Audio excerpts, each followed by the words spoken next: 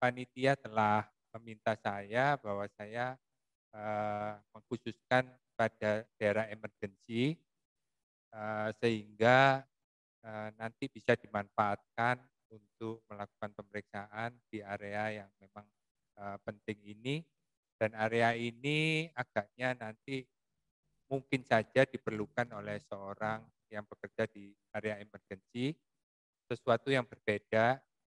Misalkan seseorang itu harus bekerja di antenatal care, tentunya harus belajar lebih lanjut tentang suatu pemeriksaan obstetri dan ginekologi.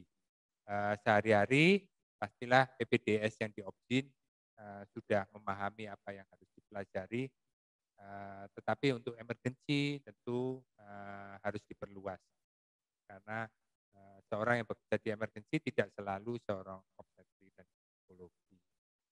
Baik, ini yang dipesankan oleh Dokter Pujo, khususnya di bidang ultrasound. Ya. Di sebelah kiri adalah, sebentar saya akan ambil pointer ini. Nah, di sebelah kiri adalah alat ultrasound yang sehari-hari kita pakai. Ya.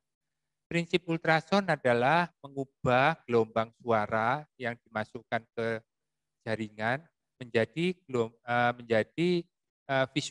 visual bagian-bagian janin, ya, misalkan wajahnya, tulangnya, dan sebagainya. Prinsip yang sama sebetulnya sehari-hari para ibu-ibu sudah menggunakan prinsip ultrasound itu, tapi dengan power yang luar biasa besar, ya, kadang-kadang 1.000–1.500 watt, ya. Apa itu? Yang di bawah ini, microwave, ya. Kalau kita lihat microwave ini sebetulnya juga wave-nya ini gelombang suara, ya. Micro itu sedemikian frekuensinya sedemikian tinggi, menggunakan power yang besar. Nah, apa yang terjadi? Ayam, telur, dan sebagainya matang ini di sini. Ya. Kalau kita coba disentuh, panas sekali. Panas sekali. Nah, di bidang lain ternyata yang di atas ini sudah lebih dari hanya microwave yang untuk memasak. Ya. Tentara ini sekarang sudah menggunakan suatu gelombang microwave untuk menembak orang, sehingga orang itu akan lumpuh, ya. Koklearnya akan berdetak dengan keras sehingga orang itu keseimbangannya terganggu dan akhirnya roboh, ya. Ini digunakan oleh pengendali huru hara di Amerika. Ini saya foto demikian, sehingga peserta huru hara itu akan berjatuhan. Ya, ini tentu saja menggunakan gelombang suara yang lebih tinggi, ya. Jadi alangkah banyak perbedaan antara penggunaan medis, penggunaan masak, dan akhirnya untuk membunuh orang atau mungkin desain. Ya. Jadi apa yang saya pesankan di sini, walaupun medis ini sudah diatur sedemikian rupa sehingga alat ini aman, tetap ada suatu prinsip yang disebut ASAP dan ALARA. Apa itu? ASAP adalah as soon as possible. Jadi kita harus melakukan pemeriksaan ultrasound sebaik mungkin, tetapi jangan berlama-lama, ya. Jangan berlama-lama karena melihat ada wajah bayi terus minta tambah itu nanti akhirnya dosis kumulatifnya bisa berakhir dengan microwave. Ya. Alara apa? As low as responsible asset. Ya, saya lupa yang A terakhir. Tetapi dikatakan gunakanlah energi jangan seperti microwave, nanti dia matang bayinya. Tetapi sekecil mungkin sehingga dia masih bisa dipertanggungjawabkan untuk keamanan bayi. Jadi ini ada dua prinsip, nanti akan ada lanjutannya lagi. Nah, saya ingin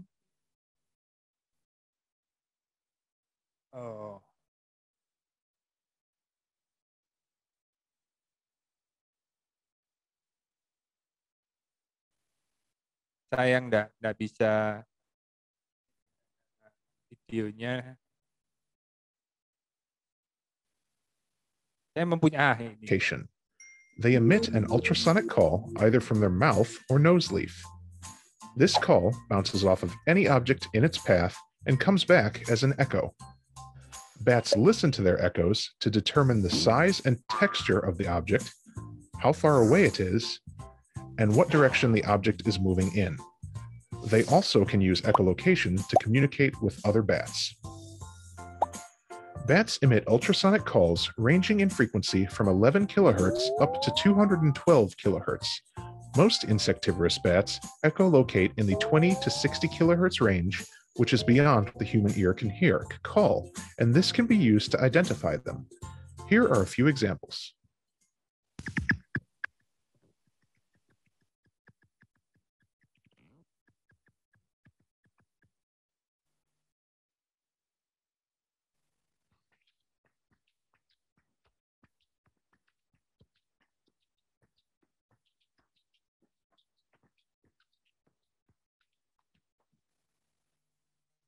Baik, itu adalah suatu gambaran bagaimana kelelawar itu memakai sonar. Karena kelelawar itu relatif buta, sehingga dia memakai panca indera echo, membuat echo, dan bisa mengidentifikasi sesuatu benda di depannya. Dan lebih lanjut lagi dikatakan bahwa itu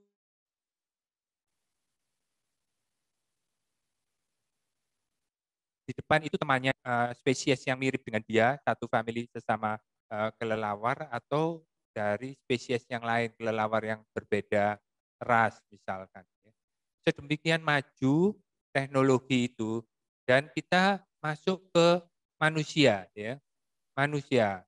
Sebelum manusia, ingin saya sampaikan di sini bahwa teknologi kelelawar itu, ya, sebetulnya kelelawar itu ada di dunia ini, Icaro-nycteris ini nama latinnya, itu 52 juta tahun yang lalu kelelawar itu ada. Dan kelelawar itu 52 juta tahun yang lalu menggunakan sonar juga. Ditemukan bahwa dia juga menggunakan echolocation di hidung dan telinganya untuk melakukan identifikasi. Pengembangan manusia apa? Dari 52 juta manusia baru tahun 1880 ini menggunakan sonar. Salah satunya kalau kita dengar di kapal selam, ya. Kapal selam itu selalu mengeluarkan sonar tung tung tung gitu, ya. Kalau kita dengar film-film itu selalu gitu. Tahun 1955, jadi 65 tahun kemudian baru Dr. Ian Donald ini menggunakannya di bidang kedokteran. Dr. Ian Donald ini juga seorang ahli obstetri juga, ya, Ian Donald. Jadi alangkah sebetulnya manusia itu amat tertinggal, ya, kalau dibandingkan dengan kelelawar. Kalau kita melakukan ultrasound di balik suatu benda, misalnya kita ingin melihat di bawah dari perut bayi itu apa, ya, belum tentu bisa, tetapi kelelawar bisa mengidentifikasi seekor belalang yang menjadi mangsanya itu di balik pohon. Jadi kita sudah tertinggal entah berapa kali lipat kalau dibandingkan dengan kelelawar. Nah, yang paling penting adalah dalam persiapan itu selain alara, asap, dan juga bahwa kita kalau melakukan pemeriksaan supaya serius,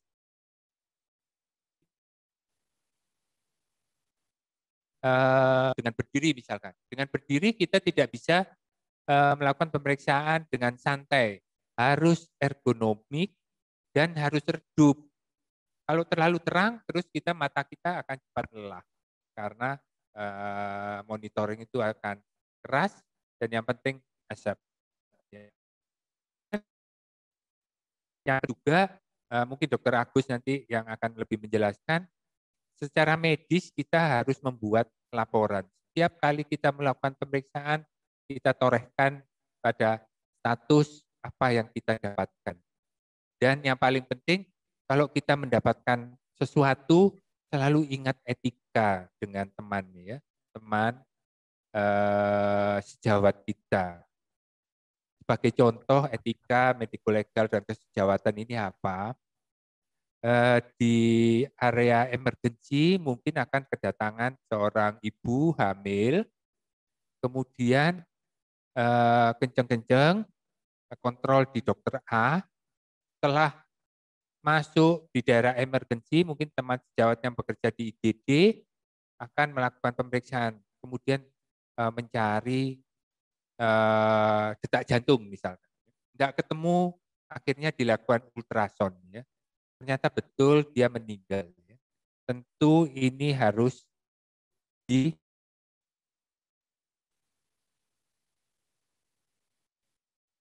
kesejawatan langsung. Ya. Tidak mengatakan, wah dokter itu melihat detak jantung aja tidak bisa. Gitu ya. Ini loh, meninggal.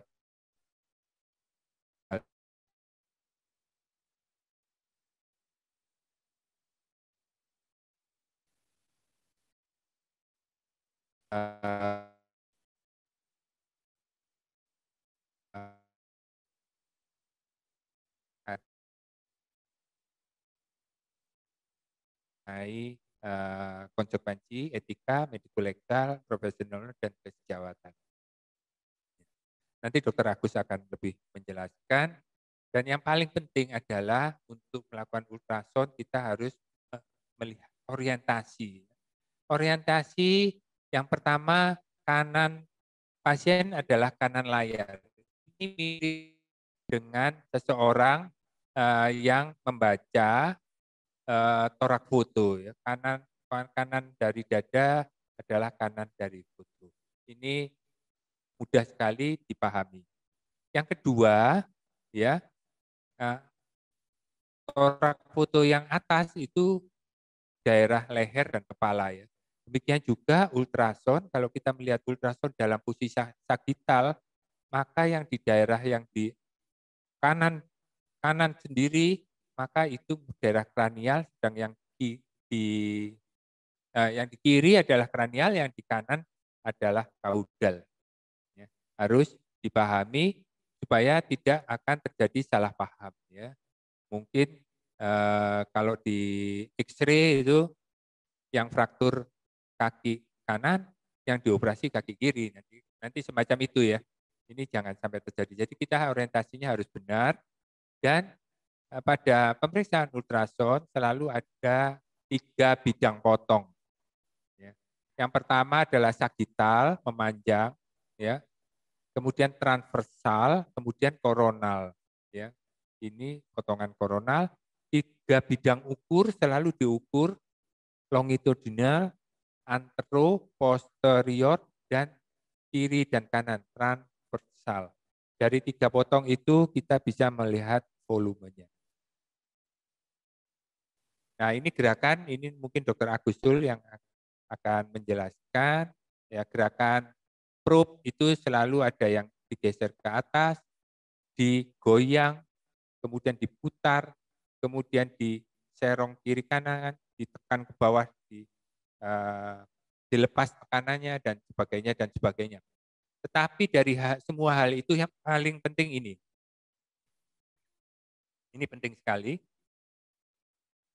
Beberapa tahun yang lalu kita mendengar ada seorang ahli obstetri ya ditagih. Diagnosanya bayinya kembar 2. Keluarnya 1 ditagih, yang satunya mana dok ya? Jadi perkara masuk koran dan sebagainya ya. Untuk melakukan pemeriksaan sebaiknya kita melakukan pemeriksaan yang baik dan teratur semacam ini ya. Jadi kita harus menyapu dari bawah ke atas, geser ke bawah, geser ke atas ya. Sehingga semua tersapu dengan baik. Apakah ini cukup? Belum cukup ya. Belum cukup. Pada saat menyapu, posisi probe kita harus tegak lurus. Tegak lurusnya bukan dengan permukaan ini. Kalau permukaan ini yang sebelah tengah akan tegak lurus, sebelah kiri akan cenderung dari kiri ke kanan. Ini ya, kanan. Tapi tegak lurusnya kalau ini tegak lurus ke atas, ke arah satelit misalkan, GPS, maka yang ini juga ke arah satelit, ke arah langit-langit semua. Tegak lurus, perpendicular 90 semua. Mengapa demikian? Coba lihat gambar ini. Foto ini, bayi ini akan saya USG yang di sini. Saya USG kepalanya di sini ya. Tegak lurus, jadi memenuhi syarat untuk dilihat bayinya ya. Saya lakukan gambaran semacam ini pada saat yang di sini, pada saat di bokong bayi ini, saya lupa bahwa probe saya tidak tegak lurus atau perpendikular, tapi tilting, ya, serong. Serongnya kemana? Seolah-olah dari melihat dari dagu ibu ke arah dalam ya, jadi serong ke dalam. Apa yang terjadi? Probe yang kita pasang di sini ini akan melihat daerah kepala. Daerah kepala. Setelah itu, nah ini kesejawatan juga semua harus teliti, ya. Jangan hanya sekali terus bilang gini, langsung nyeplos. Bu, ini bayinya kembar ini. Coba lihat, ini ada kepala. Satu pada saat saya melakukan pemeriksaan di atas simfisis, kemudian di sini di dekat payudara saya lakukan pemeriksaan kepala juga, gitu ya. Kemudian pada saat lahir ditagih, loh, kok bayinya cuma satu? Nah ini ya, kenapa? Kemungkinan pada saat dia ada di fundus ini, di daerah bokong ini, bukannya bokongnya yang diperiksa, tapi dia perutnya miring, sehingga dia perutnya menembak ke bawah gini ya, ke sini. Akhirnya terlihat kepala yang kedua, ya, walaupun bayinya satu. Ini jadi pesan di sini adalah sekali tegak, tegak itu dipakai untuk seluruh bidang.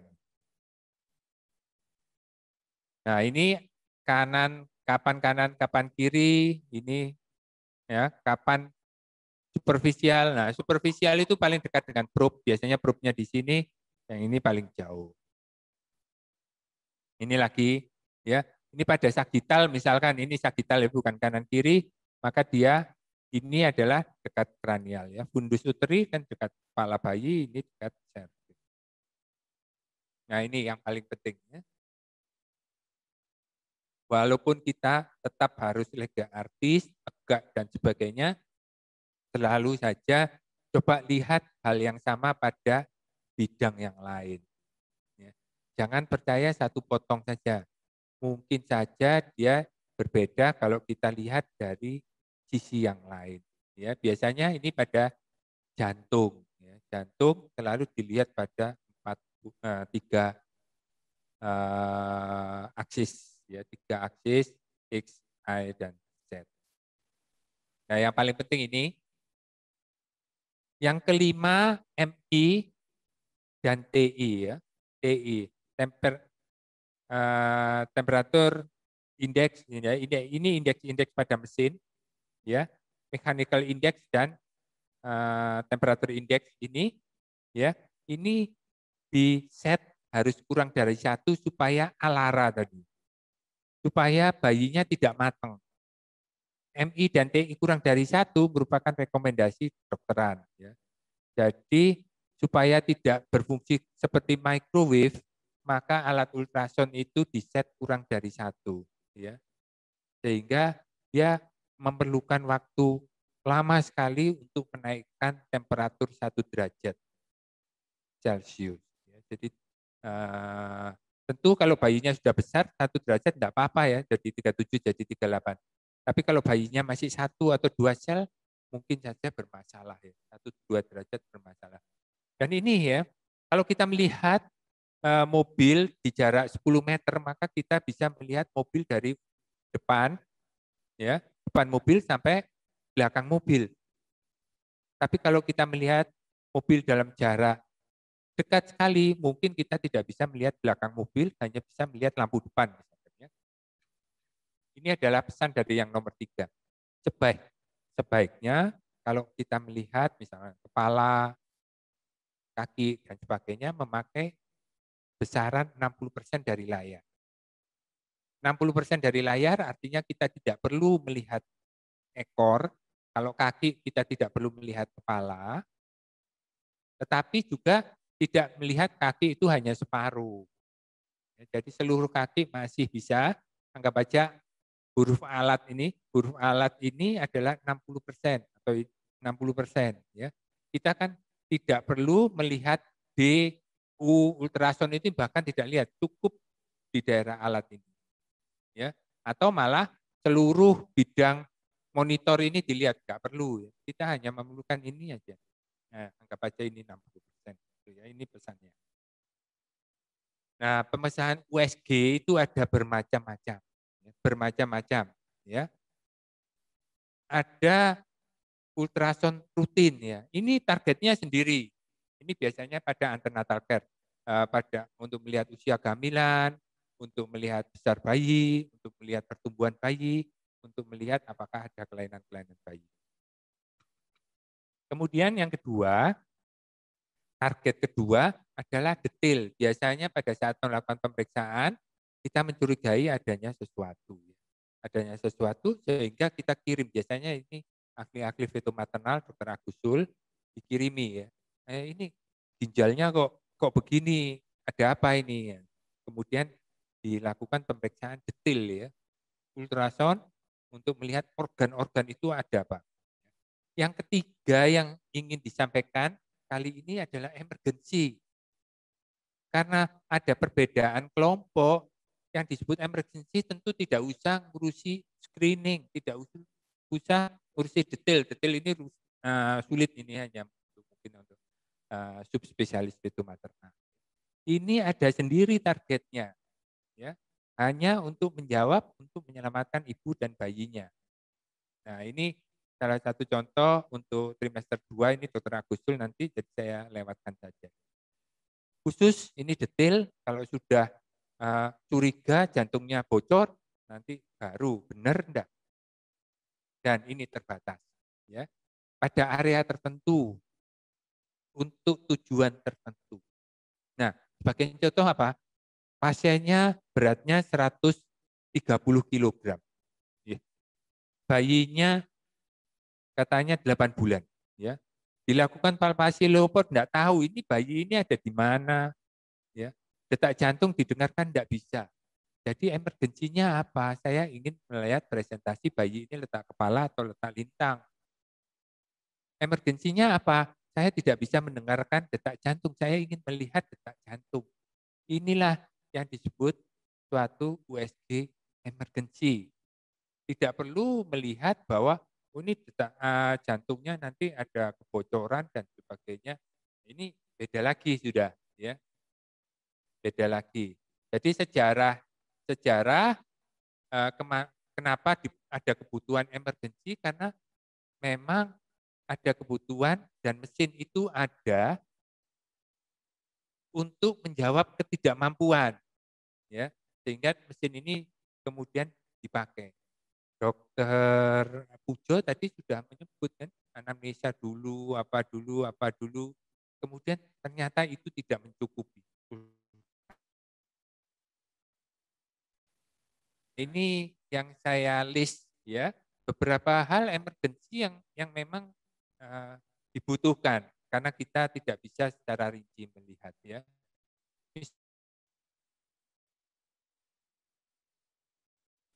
Yang tidak bisa, mungkin saja ada perdarahan. Ini sebetulnya placenta previa atau akreta atau sulusio dan sebagainya. Kemudian bayi ini kenapa kok letak sungsang? Apakah kepalanya ada sesuatu sehingga tidak mau masuk pintu atas panggul, sehingga ada kelainan? Mungkin saja hidrosefalus misalkan, ya. Letak sungsang karena hidrosefalus itu kita ultrason untuk melihat apakah ada benar ada gambaran hidrosefalus. Yang selanjutnya ectopic pregnancy, kemudian ada partus prematurus, apakah ada pembukaan pada serviks. Kita lihat ada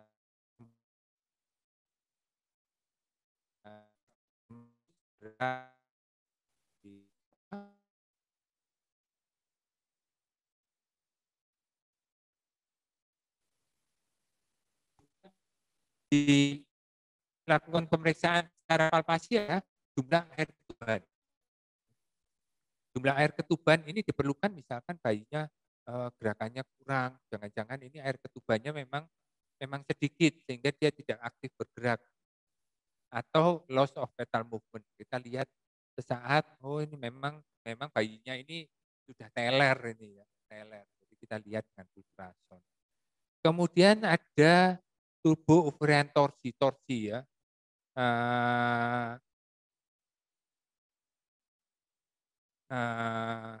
Kista terpuntung.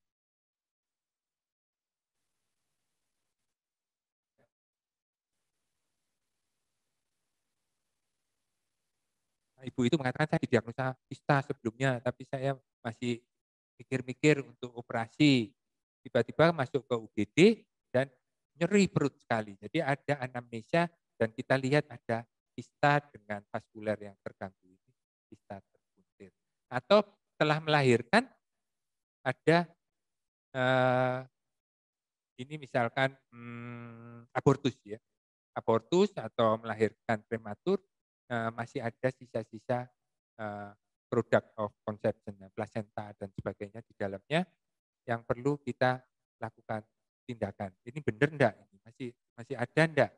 Atau karena sesuatu yang jadi perdarahan. Ini adalah bidang-bidang yang dimana kita memang memerlukan ultrasound. Ya. Jadi tidak perlu kita, oh ini PSD jantungnya bocor enggak? Nah, ini benar-benar untuk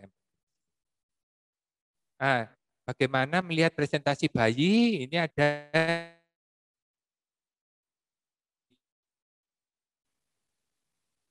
jujur kepalanya atau bisa melintang semacam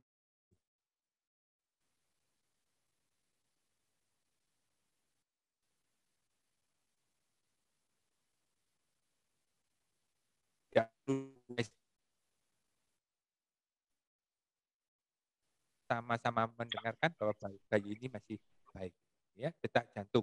Kadang-kadang ibunya 120 yang saya contohkan tadi, gemuk sekali, kita membutuhkan Doppler. Secara singkat mungkin funandoskop aja cukup, ya. Tetapi supaya bisa saling mendengar dengan Doppler, nggak bisa juga dengan ultrasound. Nah, volume biasanya kalau seorang dokter obstin, kalau cairannya sedikit, sudah, waduh, ini ada apa? Ternyata kalau seorang dokter obstin, cairannya banyak pun kaget juga. Ya. Kenapa? Cairan banyak menandakan jangan-jangan bayi ini ada mengalami kecacatan. Ya. Ini bayi ini sebetulnya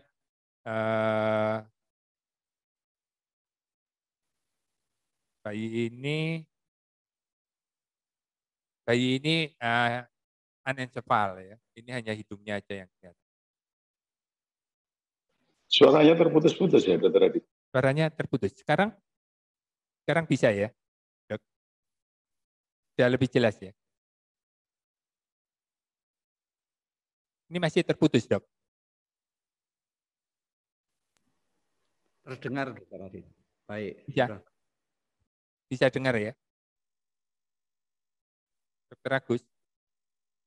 Sudah, Dokter Adit. Iya, terdengar. Sudah ya.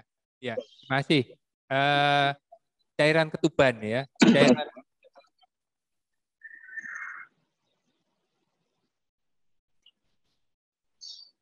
Cairan ketuban secara normal ini akan menurun pada usia kehamilan tua. Ya. Kalau terlalu banyak atau terlalu sedikit, menandakan ini ada sesuatu yang harus kita lakukan. Ya. Biasanya cairan ketuban diukur dengan single pocket, jadi ini diukur atau diukur secara kesan ya. Kalau sudah mepet gini, ini mungkin ada sesuatu. Nah, ini kita lihat Kalau oligo itu apa? Yang menjadi ketakutan kita ya. Tali pusat ini, yang kuning ini akan terjepit oleh dinding rahim yang kontraksi, sehingga terjadi asfiksia intrauterus.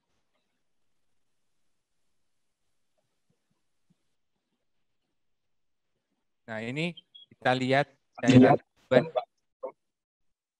ya, cairan ketuban kita lihat selama pemeriksaan.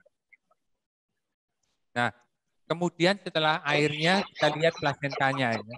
Plasentanya itu akan kita lihat bermacam-macam sekali. Ya.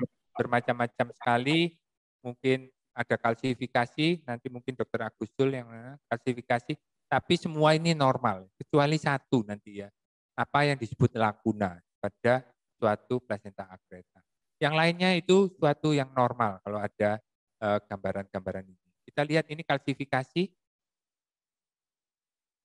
Ya, kalau ada gambaran gini, ini normal. Normal, ini sudah menggembung-gembung gini, normal. Ya, ini adalah normal juga. Ya, sudah kalsifikasi. Ini kalsifikasi, ini kalsium ya. Ini ada vakuol, ya, berbeda dengan laguna, vakuol. Ini vakuol, ya, karena bulatnya teratur sekali, bukan akreta. Nah, sebenarnya fibrin deposit ini karena kalsifikasi juga, ya. Di sini ada fibrin normal, semua normal, ini normal. Nanti akan kita lihat. Jadi secara umum plasenta itu sebetulnya tidak usah dilihat terlalu mendalam, tidak usah terlalu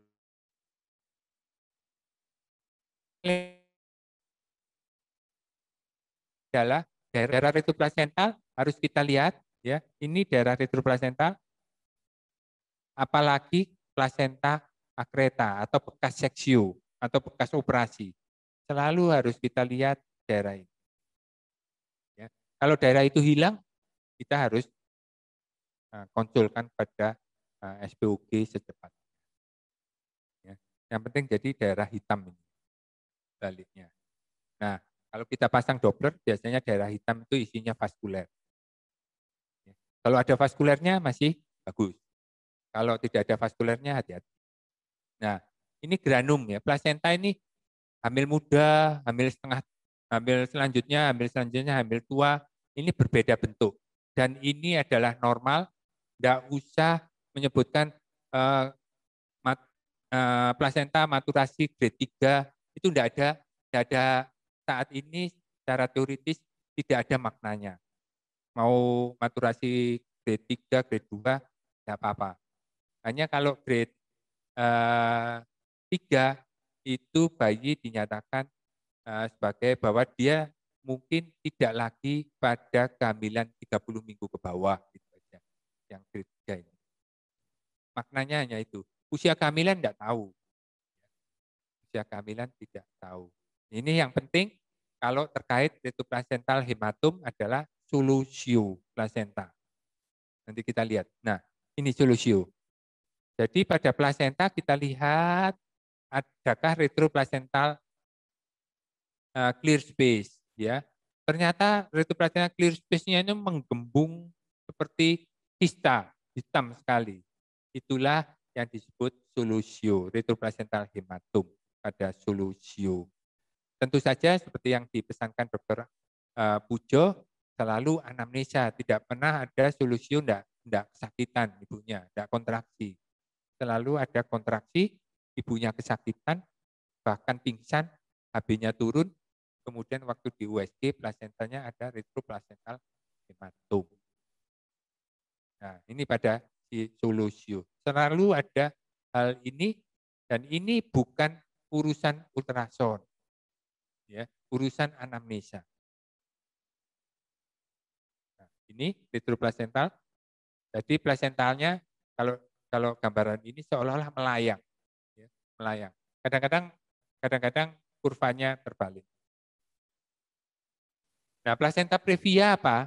Plasenta previa adalah plasenta yang berimplantasi pada segmen bawah rahim dan kadang-kadang sampai menutup serviks sehingga bayi itu tidak mungkin lahir per vaginam, ya. Tidak bisa lahir per vaginam. Nah, kalau kita lihat ini buli-buli, plasentanya ada di sini, ini serviksnya. Jadi plasenta previa. Ada pasien datang ke IGD perdarahan, ya, jangan-jangan plasenta previa. Dokter IGD diizinkan untuk melakukan ultrasound, ya, untuk melengkapi pemeriksaan untuk dilaporkan ke SPOG. Ternyata gambarnya seperti ini, bisa dikatakan dok ini plasentanya ada di segmen bawah rahim dan mencapai ostium uteri. Arti dari kata-kata itu apa? Laporan itu ini plasenta previa. Apalagi pasien ini sudah antenatal care sebelumnya. Antenatal care dan dikatakan plasentanya ada di bawah. Biasanya pasien tidak tahu ini plasenta previa atau bukan, hanya dokternya mengatakan plasentanya ini loh di bawah. Ternyata betul. Nah ini sebutannya plasenta previa totalis, ini yang ujungnya sampai ostium uteri itu namanya marginalis, low lying, dan sebagainya, lateralis, dan sebagainya. Ini kalau kita lihat di ultrasound. Nah ini tipenya nggak usah. Sekarang ada lagi penyakit yang baru datang, berdarahnya banyak sekali. Ya, malam-malam dan sebagainya. Ada plasenta previa. Tapi plasenta previa, ya, tadi pada plasenta selalu ada bolong-bolong, vakul-vakul. Tapi vakul ini mirip dengan gambaran Swiss cheese, ya, atau gigitan dari tikus lah, gitu ya, semacam ini, ya, semacam ini. Tidak teratur, bukan vakul, vakul itu bulat, ya. Jadi plasenta previa di segmen rahim yang semacam ini. Hati-hati, ini plasenta akreta, ini mortalitasnya tinggi, ya. Apalagi perdarahannya sudah masuk ke buli-buli, ya. Buli-bulinya ada hematuri dan sebagainya. Hati-hati, ini plasenta akreta namanya, ya. Kita lihat pada plasenta akreta, akreta artinya trofoblastnya menembus myometrium. Di sini retroplacental clear space-nya tidak ada sama sekali. Ya. Jadi yang pertama yang kita lihat, yang selalu saya pesankan, ada enggak clear space-nya? Kalau enggak ada, hati-hati. Apalagi dilengkapi gambaran model gigitan tikus semacam ini, ya inilah plasenta akreta. Tempatnya di mana? Tempatnya di daerah trauma seksiu misalkan, ya, bekas seksiu, plasenta previa, ada gambaran model begini, ini akreta. Hati-hati, dokter IGD diharapkan mampu. Dok, ini bekas operasi, plasentanya previa, ya. Nanti ditanya juga dokternya, bisa lihat enggak ada itu vakulnya enggak karu-karuan. Nah ini vakulnya enggak karu-karuan, ya, ini lakuna namanya, ya. Kemudian ada lagi mengatakan clear space-nya hilang enggak? Oh ya, saya lihat hilang. Nah, dokter di IGD kan tidak ahli-ahli betul, tapi ya baik juga memberikan informasi model begitu, ya. Mohon maaf, Dr. Adit, Ya. mungkin waktunya kan Oh ya, 40 menit. Ya. Oh sudah 40 menit. Ya. Bentar. Ini, nah ini ya, hilang modelnya begini. Saya percepat aja. Nah, serviks ini bisa partus prematurus, tidak terlalu penting, ya. Hanya kita ada bayi belum 37, sudah kenceng-kenceng, ya, karena ada ukurannya. Begitu pendek, artinya dia akan kemungkinan terjadi partus prematurus. Ya. 6,4 sampai 3,9 kali lipat untuk terjadinya partus prematurus. Kalau kita bisa mengukur, ya. Tapi tidak bisa mengukur pun secara klinis sudah boleh, ya. Jadi kita sudah bisa melihat presentasi janin hidup atau mati, cairan korban, lokasi plasenta, akreta atau bukan, dan serviksnya panjang atau enggak, ya. Ektopik mungkin Dr. Agus nanti yang akan memberikan. Jadi ektopik di luar selalu ada ring of fire ini, ya. Ring of Fire di sini. Dan selalu kalau kita ada ibunya hamil, tapi di dalamnya tidak ada, selalu ingat mungkin dia ada di luar. Ya. Ring of Fire sepanjang ini gambarnya. Nah ini serviks yang terbuka, ya, yang tadi itu. Nah retain product ini mungkin Dr. Agus nanti sudah menyiapkan. Tursi kista selalu ada anamnesa, kemudian ada mesh, ada masa. Nah sebagai emergency, resume adalah emergency hanya melakukan sesuai dengan kebutuhan. Klinisnya apa, yang diperlukan jawabannya apa, terbatas. Ya. Akan lebih baik kalau yang dasar itu sudah dikerjakan. Jadi kalau kita melihat dalam berbagai sudut, maka USG itu akan lebih baik. Mungkin itu yang bisa saya sampaikan, Dr. Pujo dan sejawat sekalian. Maaf saya molor-molor sedikit ini. Ya. Terima kasih, semoga bermanfaat. Assalamualaikum warahmatullahi wabarakatuh.